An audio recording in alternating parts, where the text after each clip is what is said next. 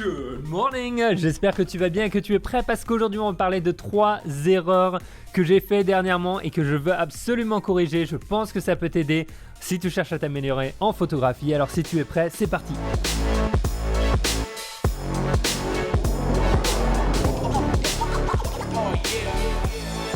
Waouh! Bienvenue dans un nouvel épisode et bienvenue à ce 90 mm f1,25.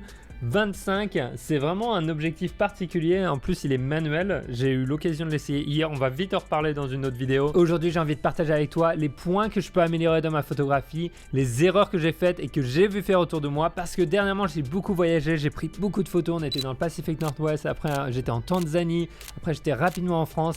Et c'est incroyable d'être dans ces endroits-là. Mais c'est souvent dans ces situations, quand tu as beaucoup de choses à faire, beaucoup de shoots, que tu te rends compte qu'il y a des points à améliorer et sur lesquels tu vas pouvoir travailler dans le futur. Donc voilà, aujourd'hui on va parler ensemble de 3 erreurs et je pense que ça va pouvoir t'aider. Au fait, si tu ne me connais pas, bienvenue ici. Mon nom est Pierre Tellenberg, je suis un photographe d'aventure et de voyage et le créateur de la méthode de 30 jours pour des photos pro. Une méthode pas à pas sur un mois qui te permet de progresser, de débloquer le photographe qui dort en toi. Et si tu veux participer à la prochaine session, il y a un petit lien dans la description, tu pourras en savoir plus. En plus de ça, j'ai la chaîne en anglais, comme vous le savez, sur laquelle je publie en général plus de vidéos que sur la chaîne en français.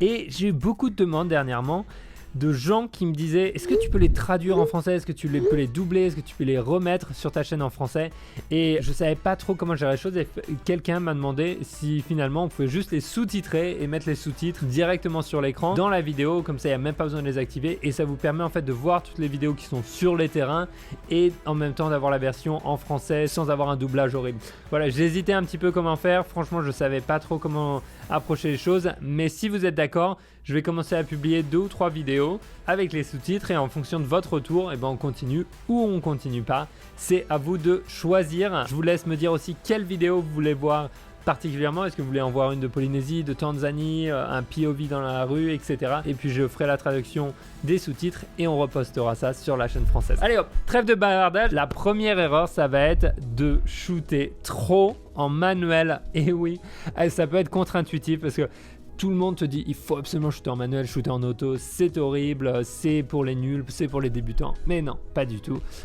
Il y a des modes semi-automatiques qui sont géniaux, on en a déjà parlé, je te mettrai quelques liens pour d'autres vidéos si tu veux en savoir plus là-dessus.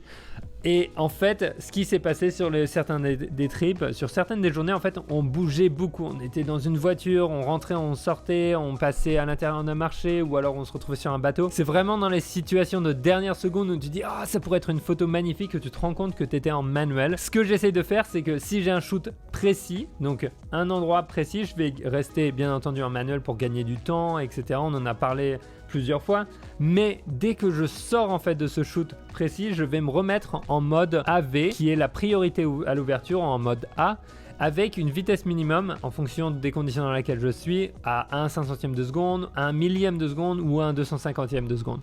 Et pourquoi? C'est parce que en fait, ça m'a sauvé plusieurs fois où il y a une situation qui s'est présentée à moi. Par exemple, il y avait quelqu'un qui marchait en plein milieu de la route à côté de son vélo et j'ai pris la photo à 50 mm. Après, j'ai dû rezoomer dedans.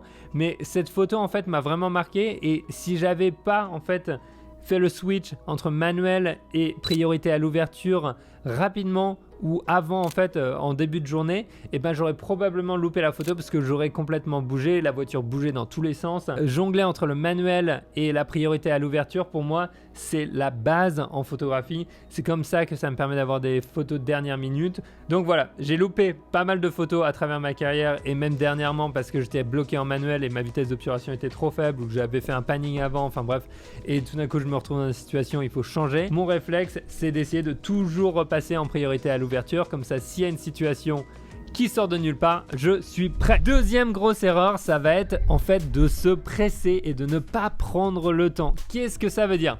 Alors, il y a plusieurs aspects par rapport à ça. Ça peut être choisir la bonne lumière dans la journée. Ne pas essayer d'y aller en plein milieu de journée quand tu sais que tu n'auras pas la bonne photo, mais plutôt essayer d'y aller au lever du soleil. Par exemple, comme nous dans le Serengeti pendant le safari, on a essayé autant que possible d'être pendant le lever du soleil parce que l'air était frais, crisp et on avait en fait une bien meilleure lumière pour nos photos. Dans l'après-midi, tout devenait flou avec la chaleur qui se dégageait du sol et c'était vraiment pas bon pour la photo animalière, surtout quand tu utilises des longs objectifs.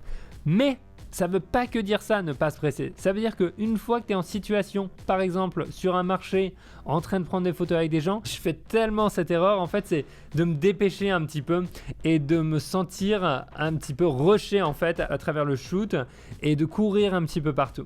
Ce que j'essaye et ce que je vais essayer de faire de plus en plus, ça va être de prendre mon temps, de plus observer, encore plus observer ce qu'il y a autour de moi, sans prendre de photos au début, afin de mieux comprendre la scène. Il y a une situation où j'ai pris un de mes portraits probablement favoris à travers tous mes voyages et je suis, il faut dire, un petit peu dégoûté, c'est celui-là, parce que en fait, ce qui s'est passé, c'est que comme tu peux le voir sur le visage, on a pas mal d'ombre et après la personne a tourné la tête, l'angle était meilleur, il n'y avait plus d'ombre sur le visage, mais c'était pas la meilleure scène possible. Il aurait fallu que je combine cette photo là et cette photo là pour avoir vraiment la photo parfaite. Mais surtout, j'aurais dû prendre le temps de regarder dans mon appareil. J'avais l'impression d'être un petit peu bousculé parce qu'il y avait beaucoup de monde autour de moi et on devait aller quelque part ailleurs. Mais tout ce que j'avais envie de faire, c'était de prendre mon temps. Et j'aurais pu, des fois, il s'agit que de 10 secondes, 20 secondes, 30 secondes, mais ça fait toute la différence en fait dans ta photo. C'est des choses qu'on voit après en fait. C'est toujours un petit peu dommage.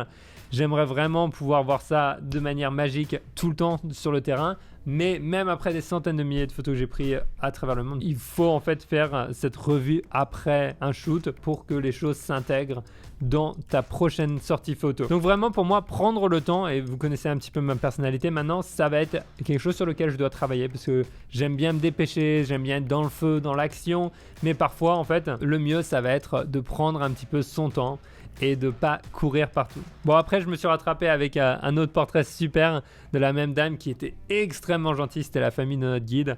Enfin bref, une expérience incroyable. Alors si tu es prêt, on va parler du dernier point de notre dernière petite erreur, ne pas communiquer assez avec les gens, avec son modèle. Quand j'étais sur le marché, j'ai essayé de communiquer autant que possible. Quand j'étais à Dar es Salaam dans les rues, c'est pareil, j'essayais d'aller voir les gens, de discuter avec eux.